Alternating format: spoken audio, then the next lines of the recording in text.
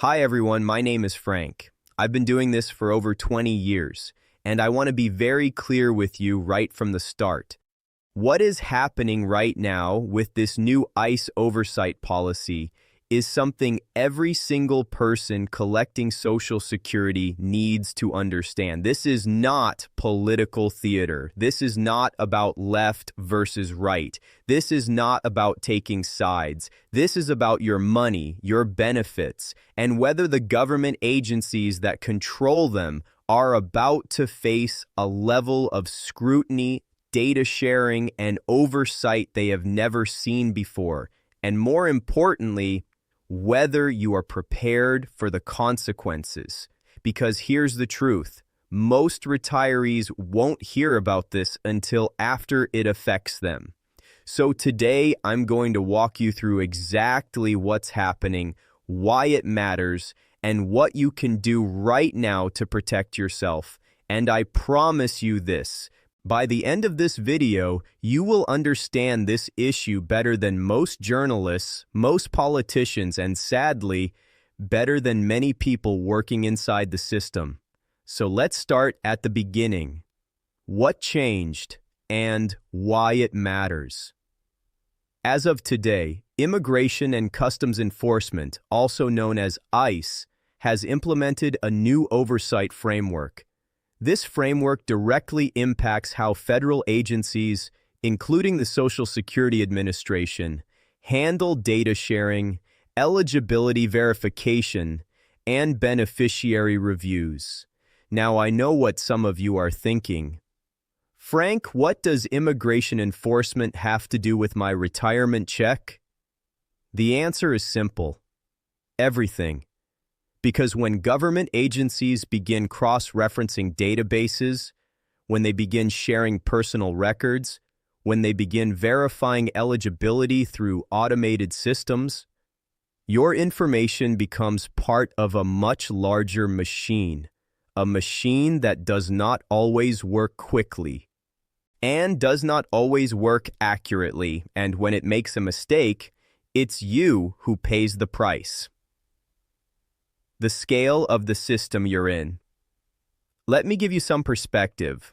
The Social Security Administration processes over 1 million applications every single month. 1 million. That includes retirement benefits, disability claims, survivor benefits, appeals, record corrections. Now, under this new policy, every single one of those applications may now trigger additional verification steps that simply did not exist before.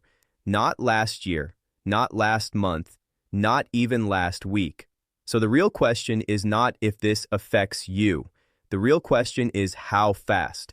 How fast before processing slows down. How fast before payments are delayed, how fast before benefit reviews increase, and how fast before perfectly honest retirees find themselves stuck in a system they don't understand and can't navigate.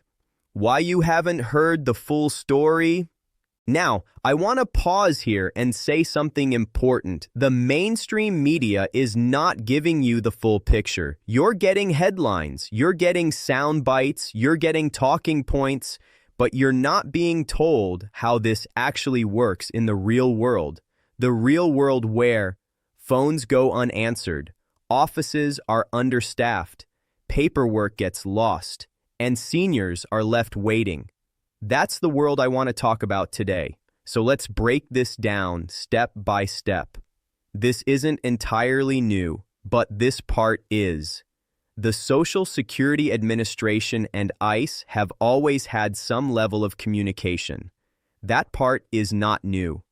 What is new is the formalization of oversight protocols. Under this new framework, the SSA is now required to participate in what they are calling enhanced verification procedures. These procedures apply to new applicants, current beneficiaries, and even longtime retirees. And when I first heard about this, I thought the same thing many of you probably did. I thought, okay, this is probably just another layer of paperwork. But then I started reading the policy documents, and then I started talking to people who actually work inside these agencies. And that's when I realized this is much bigger than it sounds. What the SSA really knows about you. Here's something most people don't fully understand. The Social Security Administration maintains one of the largest personal data repositories in the world. They have your entire work history, your earnings records, your family relationships, your address history, your banking information, your disability and medical records if applicable. In many cases, they know more about your life than any other single institution. Up until now, that information has been relatively protected. There were strict rules about who could access it, why they could access it, and how it could be used. But this new oversight framework changes that equation because it establishes interagency data sharing protocols. That means ICE can now request access to SSA data for verification purposes, and once that door is opened, it never fully closes again. This is not just about other people. Now let me stop you right here, because I know what some folks are thinking. This is just about undocumented immigrants. No. That is not how these systems work in practice. Yes, part of the policy is designed to identify individuals who may be receiving benefits they're not entitled to, but the system doesn't target people one by one. It uses algorithms, it uses automated triggers, it uses pattern matching, and those systems don't just flag bad actors. They flag any record that doesn't perfectly match. And when you're dealing with records that go back 40 or 50 years, perfect matches are rare. The backlog problem. No one is talking about. I've spoken to people who worked at the SSA for 20 and 30 years, and they'll tell you the same thing. The agency was already overwhelmed. Before this policy, disability determinations averaged 6 months or more. Phone wait times exceeded 1 hour. Appeals, backlogs numbered in the hundreds of thousands. Now add more verification, more reviews, more documentation, more flags. You don't need a calculator to see what happens next. Everything slows down. What this means for current beneficiaries. Now here's the part that worries me the most. Buried deep in this policy is a provision for retrospective reviews. That means they are not just looking at new applicants. They can go back and review existing beneficiaries, people who have been collecting benefits for years. Now on paper, that sounds reasonable, but in reality, it's dangerous because your Social Security record may contain misspelled names, old employers that no longer exist, incomplete wage reports, name changes from marriage or divorce. Under the old system, these issues were usually resolved with common sense. Under the new system, they can trigger enhanced verification. And once that happens, your case is pulled out of normal processing. And when that happens, your benefits can be suspended. When a delay becomes a crisis, and this is the part that really gets me fired up. Because for many seniors, Social Security is not extra money. It's not a bonus. It's not supplemental. It's everything.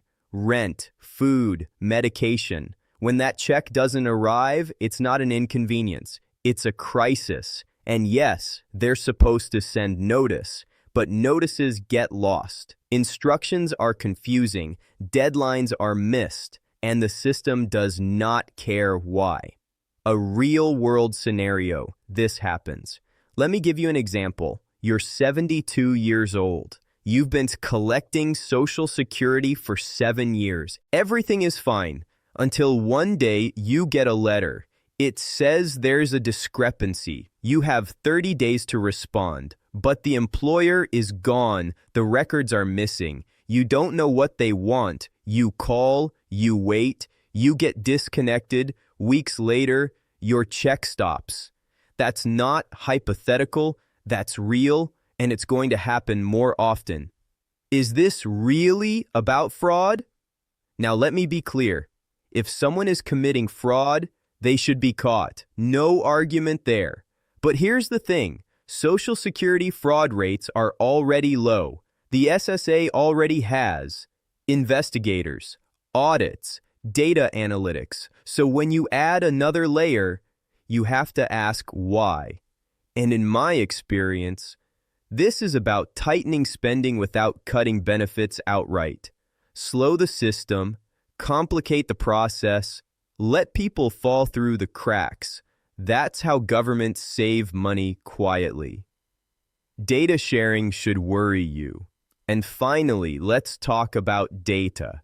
Every time the government creates a data sharing system, they promise limits. And every time, those limits expand. Once your information is shared, control is lost. And history shows us exactly how this ends. What you should do right now. So here's what I want you to do. 1. Log into your My Social Security account. 2. Review your earnings history. 3. Correct any errors now. 4. Keep copies of everything. 5. Send documents certified. 6. Document every phone call. 7. Appeal any suspension immediately. And most importantly, pay attention. Because this is your money, you earned it, and you deserve it. If this information was helpful, please click the like button. It helps this channel reach more retirees who need to hear this. If you want to stay informed about Social Security changes, subscribe to the channel and leave a comment below. Have you experienced delays, reviews, or benefit issues recently? Your story might help someone else avoid a crisis. My name is Frank. Thanks for watching, and I'll see you in the next one.